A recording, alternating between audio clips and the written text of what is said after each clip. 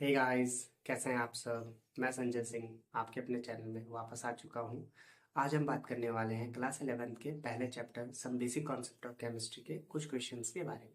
ठीक है, तो ज़्यादा देर न करते हुए हम फटाफट क्वेश्चन की बात करते हैं जो क्वेश्चन आपके अभी तक नीट में या किसी कॉम्पिटिटिव एग्जाम में आ चुके हैं। 4-5 क्वेश्चनों की बात करेंगे, ज़्यादा दिक्कत नहीं करेंगे। फोकस कीजिएगा, क्या पता आपको सवालों से ज़्यादा हेल्प भी मिले। चलिए स्टार्ट कर लेते हैं some basic concept of chemistry के कुछ क्वेश्चंस के बारे में। स्टार्ट करते हैं। पहला क्वेश्चन हमारा हमारा पहला क्वेश्चन क्या कहता है कि आपका पहला क्वेश्चन कहता है कि the amount of glucose required to prepare the amount of glucose required to prepare 250 ml of M/20 aqueous solution. आपको पता करना है कि कितना ग्लूकोज चाहिए होगा। देखो मोलर मास आपका ग्लूकोज का दिया है। ग्लूकोज है आपका C6H12O6, उसने ऑलरेडी दिया है 180, लेकिन आप काउंट भी कर सकते हैं। अब यहाँ पे M/20 की बात आती है। M मॉलिक्यूलर वेट, तो मॉलिक्यूलर वेट इसका 180 है। 180/20 जब आप बनाएंगे तो 0 से 0 कैंसिल, आपको लगभग 9 ग्राम की ज़रूरत पड़ेगी। ठीक है, लेकिन यहाँ पे 9 ग्राम वाला केस इसलिए नहीं है कि 9 ग्राम इन 1 लीटर, 1 लीटर में 9 ग्राम की ज़रूरत पड़ेगी। लेकिन आपका सवाल क्या कहता है? आपके सवाल में सीधा सीधा लिखा है कि इन 250 ml, देन आप इन बोलोगे इन 250 ml, और 250 ml में कितना हो जाएगा? देर इज 250/1000 लीटर, तो ये कितना आ जाएगा? 1/4 लीटर। 1/4 लीटर। अब देखो 1 लीटर के लिए आपको कितना चाहिए था? 9 ग्राम, विच मीन्स 1/9। लेकिन 250 के लिए मतलब 1/4 लीटर के लिए कितना चाहिए नहीं पता। Then 1/4 litre is equal to x, which means आपका 1/4 whole upon x. Cross multiple कर लेंगे। क्रॉस मल्टीपल करेंगे तो क्या हो जाएगा आपका? एक्स इज इक्वल टू, यहाँ पे सिंपल सी बात है, 9/4। 9/4 को जब आप सॉल्व करेंगे देन 2.25 आपका आंसर आएगा ग्राम में। यहाँ पे आपका ऑप्शन नंबर में सीधा सीधा दे रखा है। पहला ऑप्शन आपका क्या कहता है कि 2.25 ग्राम, और यहाँ पे हमने कैलकुलेशन करके बता दिया है कि 2.25 ग्राम हमारा आंसर आ रहा है। ठीक है, तो ये आपका पहला क्वेश्चन था। अब बात कर लेते हैं दूसरे क्वेश्चन पे कि दूसरा क्वेश्चन हमारा क्या कहता है। थोड़ा फोकस कीजिएगा, अगर आपको कहीं पे डाउट नहीं आता तो एक बार वीडियो को बैक कर लीजिए, क्योंकि संजय सिंह आपके उंगलियों पे चल रहा है। अगर आप थोड़ा फॉरवर्ड करेंगे तो फॉरवर्ड, थोड़ा बैकवर्ड करेंगे तो बैकवर्ड। ट्राई कर लीजिए। हम दूसरे क्वेश्चन को यहाँ पर प्लेस कर रहे हैं। दूसरा क्वेश्चन हमारा क्या कहता है उस पर बात कर लेते हैं। हमारा दूसरा क्वेश्चन यहाँ पे आ गया है कि 1 gram of H2 has the number of molecule as इन।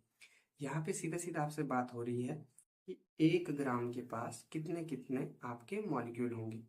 तो 1 ग्राम H2 की बात हो रही है। देखो H2 का मॉलिक्यूलर वेट कितना होता है? Then 1 + 1 is equal to 2। Then H2 का मॉलिक्यूलर वेट आपका 2 होगा, तो 1 ग्राम में कितने मोल हो जाएंगे? Then 1/2 mole, which means 0.5 mole. H2 के 0.5 मोल हमको यहाँ पे मिल गए हैं। ठीक है, 0.5 मोल। लेकिन अगर आपको इन सारों में काउंट करना है कि 0.5 मोल किस में है, थोड़ा इसके अंदर आके भी देख लेते हैं। अब इसके अंदर आके देख लीजिए इसमें 0.5 मोल किस में होंगे। देखो 14 आपका है, N2 का वेट 28 होता है, तो आपका आ जाएगा 0.5 मोल। पहले वाले में आपके आंसर है यस। दूसरे की बात करते हैं, आपका 18 ग्राम है, लेकिन पानी का भी आपका 18 होता है, यह है 1 मोल। ये आपका 0.5 के बराबर है? नो। 16 कार्बन का, ये 16 अपॉन आपका 44, सॉरी कार्बन मोनोऑक्साइड है, तो ये आपका हो जाएगा 28। ठीक है, देन 28 हो जाएगा आपका, जो ऑलरेडी आपका कितना हो जाएगा? 4 4 से 16, 4 7 से 28, लगभग आपका 0.59 के आसपास, सॉरी 57 के आसपास, जो आपका हाफ से थोड़ा ज़्यादा है। और आखिर आपका 28 ग्राम की बात करता है, तो 28 अपॉन ये भी नहीं, और 28 इज इक्वल टू आपका 1 मोल। देन 1 मोल वाला भी नहीं है। हमारे पास सिर्फ एक ही राइट आंसर है, और वो है आपका फर्स्ट। ठीक है, तो ये आपका फर्स्ट हो गया। तो ये सेकंड का आंसर भी हमने निकाल दिया, हमारा आंसर फर्स्ट हो गया। ठीक, एक और क्वेश्चन पे बात कर लेते हैं फटाफट। हमारा अगला क्वेश्चन जो हमसे बात करेगा, अगले क्वेश्चन को मैं निकाल लेता हूँ यहाँ पर। अगला क्वेश्चन हमसे क्या कहता है उस पर थोड़ा फोकस कर लेते हैं। अच्छा, ये क्वेश्चन थोड़ा गलत जगह पे आ गया, सॉरी, इसे थोड़ा स्लाइड कर लेते हैं। आप सही जगह पर है।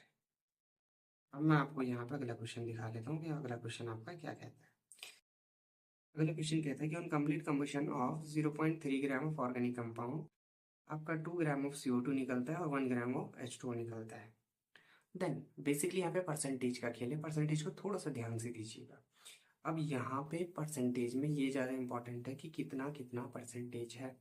देखो, आपको दिया है 0.2 ग्राम में आपको कार्बन डाइऑक्साइड का निकालना है। तो देखो, 0.2 तो आपका कार्बन डाइऑक्साइड है, इनटू कार्बन डाइऑक्साइड में आपका कार्बन कितना होता है, 12/44। 12/44 से आपका होता है 0.2। जब आप इसे सॉल्व करेंगे देन 12 3 एंड 4 3 12 और 11, तो ये आपका 0.6/11 ग्राम आ जाए। ठीक है, मैं इसे अभी थोड़ा सा छेड़ रहा हूँ ऐसे ही। अब देखो, 0.6/11 ग्राम कार्बन है, लेकिन 11 ग्राम कार्बन किस में है, 3 ग्राम में।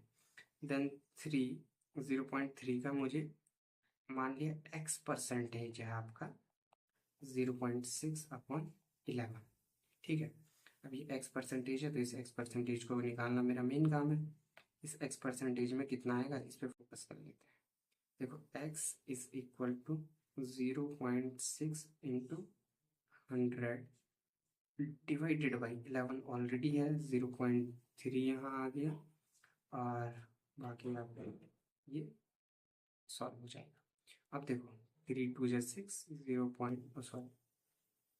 3 2 6, ये 2 आ गया, एंड 200/11, देन 11 1 जाए 11, आपका बचेगा 9 90 एंड 11 8 जाए 88, लगभग 18%। ठीक है, 18% आपका क्या आ गया, अप्रॉक्स नॉट एग्जैक्ट। तो 18% वाला मेरा कौन सा है यहाँ पे, ऑप्शन नंबर आपका कौन सा दिख रहा है, ऑप्शन नंबर बी। लेकिन ये 3.7 के आसपास क्या आ रहा है, तो क्योंकि 18 मैं आगे करूँगा तब भी आएगा। अब मुझे कार्बन हाइड्रोजन का देखना है। हाइड्रोजन का देखिए, 0.1 ग्राम वाटर में 2/18 हाइड्रोजन का होता है। ठीक, 2/18 हाइड्रोजन आपका यहाँ आ गया 1/9, विच मीन्स 0.1/9। अब 0.1/9 आपका किस में है, 0.3 ग्राम में, तो इंटू एक्स परसेंटेज मान लिया, इसका भी एक्स परसेंटेज है। अब इसका भी एक्स परसेंटेज मान लिया, तो ये आपका 0.1/9 हो जाएगा। Then x is equal to 0.1 into 100/0.3 into आपका 9।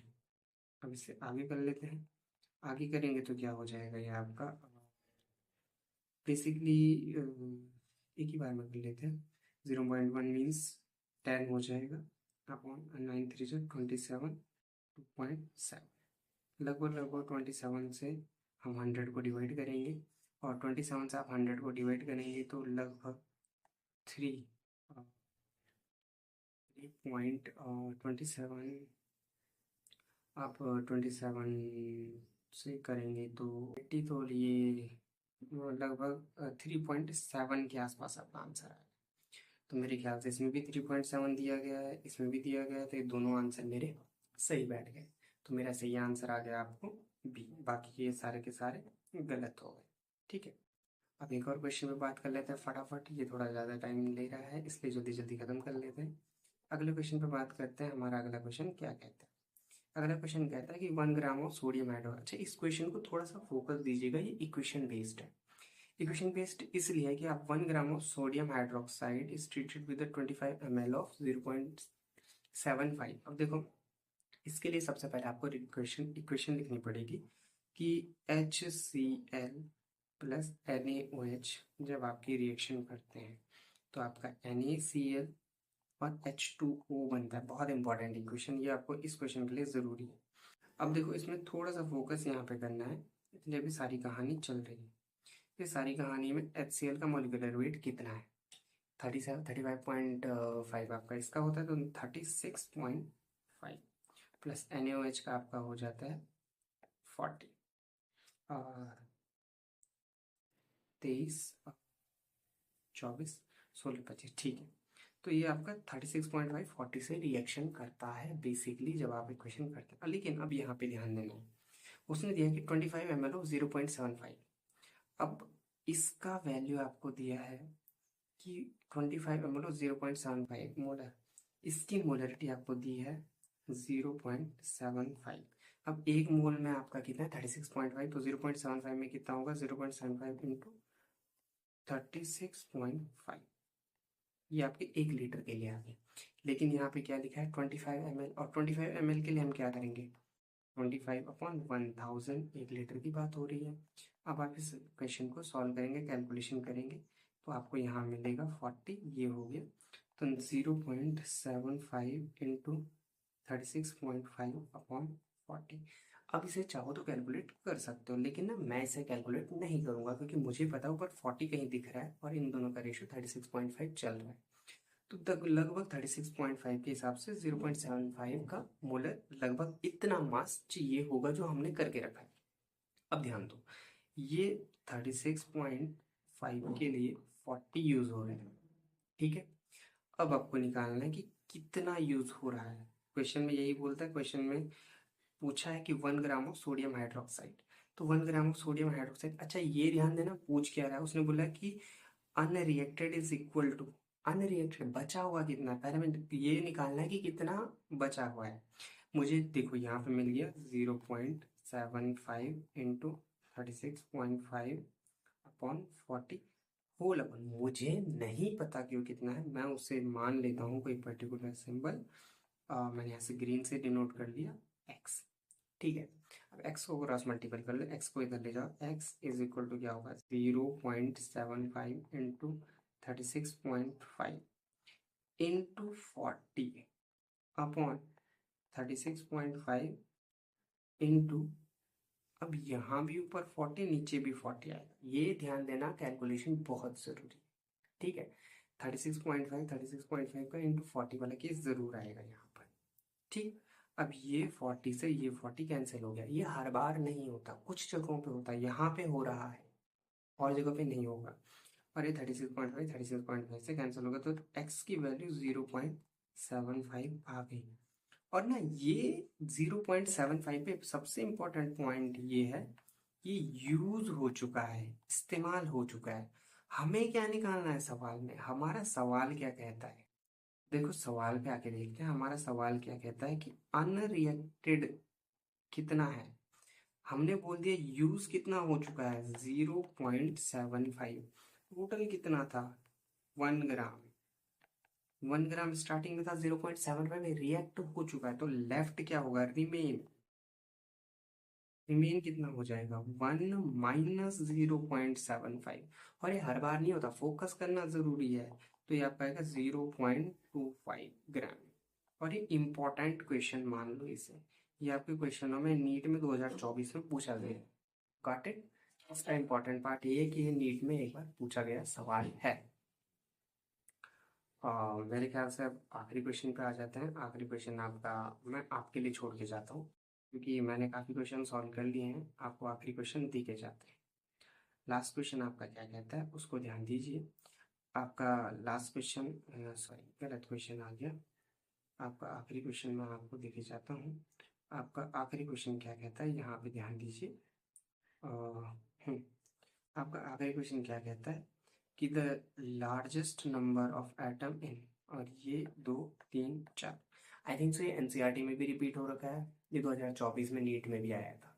इस पर फोकस कीजिएगा, आंसर आए तो मुझे भी बताइएगा, कमेंट कीजिएगा, एंड थैंक यू, ट्राई करते रहिए।